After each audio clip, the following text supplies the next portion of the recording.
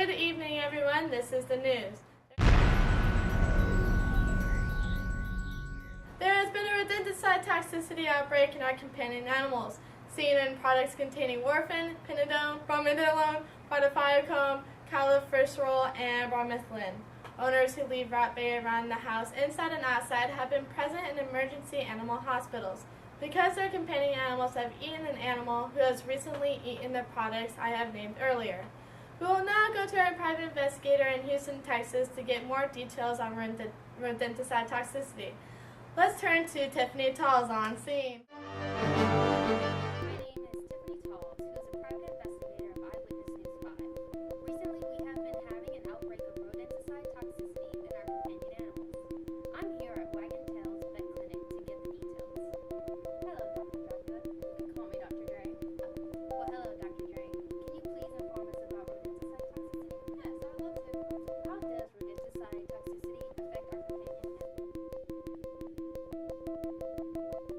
Well, there are different types of rodenticide available that have different effects in our companion animals.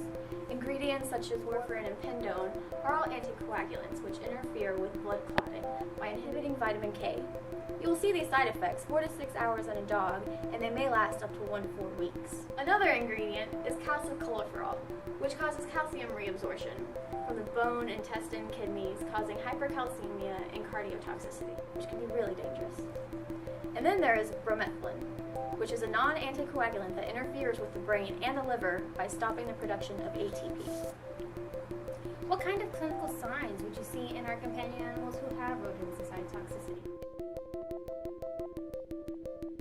In our companion animals, you see hemorrhage, which is an escape of blood from a ruptured vessel. You will see lethargy or depression, petechia, which is small red or purple spots caused by bleeding into the skin, bruising, anemia, loss of appetite, and they might become anorexic. Vomiting and diarrhea are also increased. You'll see increased thirst, urination, which is technically called polyuria, polydipsia, incoordination, which is ataxia, difficulty walking, meaning the companion animal is dizzy and or imbalanced. They collapse, they have difficulty or rapid breathing, which is dyspnea, panting, seizures, paralysis, and sometimes even coma. Oh my goodness, that's so much. When would we see these signs, and what should we do when we see them? Call your closest emergency animal clinic so they can get a heads up and be ready when you come to the clinic with your animal. And you can also call Animal Poison Control at 1-800-939-0936. What is the treatment that the clinic might provide to the companion animals who have rodenticide toxicity? Well, we first would want to know the information from the client about the specific product, rodenticide toxin ingested, which is crucial to determine specific treatment to target reversal. We might induce vomiting or emesis, an attempt to empty the stomach contents of toxins, depending how long ago the rodenticide was ingested. Warfarin will be treated with vitamin K supplementation for 2 to 4 weeks. We could increase the water intake through canned dog food, which aids in eliminations to rid the toxins more effectively. If severe bleeding occurs, a blood transfusion may be necessary. Once the blood clotting remains normal for about 5 to 6 days after treatment, the majority of the toxin is clear. With bromethylene, it will be treated with activated charcoal for several days so it will absorb the toxins in the GI tract. Edema in the brain and central nervous system will be reduced through the use of mannitol, furosemide, and steroids. There is no specific antidote getting rid of the toxin. Through aggressive decontamination and supportive care for 2 to 4 days should resolve any signs for a good prognosis and control the seizures they might have with diazepam and phenobarbital. With cholecalciferol, we would induce vomiting with activated charcoal if ingestion occurred within 2 hours. Use furosemide for 2 to 4 weeks, which increases calcium excretion in the urine. Prednisone for 2 to 4 weeks, which decreases calcium reabsorption from bones and intestines, and calcitonin to lower blood calcium concentrations. Now that we know the treatment, how would we prevent rodenticide toxicity in our companion animals? Keep rodenticides out of sight and reach of pets, or at least keep a watchful eye on your pets around the house. Dispose of dead rodents as soon as possible. They are not chew toys for our animals. Is there anything else you would like to add, Dr. Drake?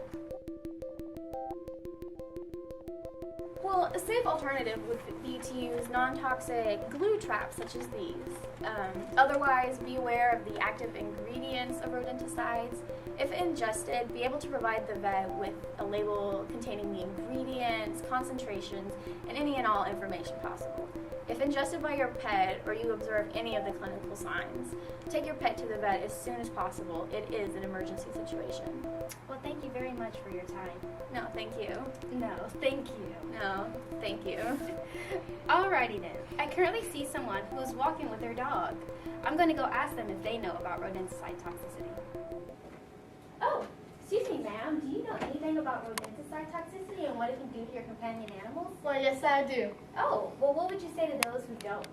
Hide your dog, hide your cat, because rodenticide is coming to get them. Alrighty then. Well, we just have learned a lot about rodenticide toxicity. Now let's go back to the newsroom with Patricia Pickles. Thank you for watching. Please watch Eyewitness News 5 tomorrow morning at 6, and good night.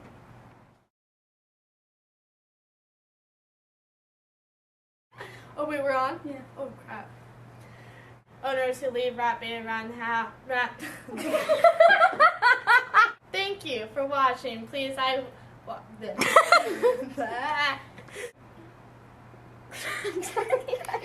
Edema in the brain and central nervous system. We'll see lethargy or depression, petechia. And she ruined it. Oh, jeez. Serious. Serious best. This is serious. That is now recorded. And it's hard to twerk in this thing, just. It's not meant to be twerking. Yeah, it's not for twerking. Oh, we're back. Oh, Lord.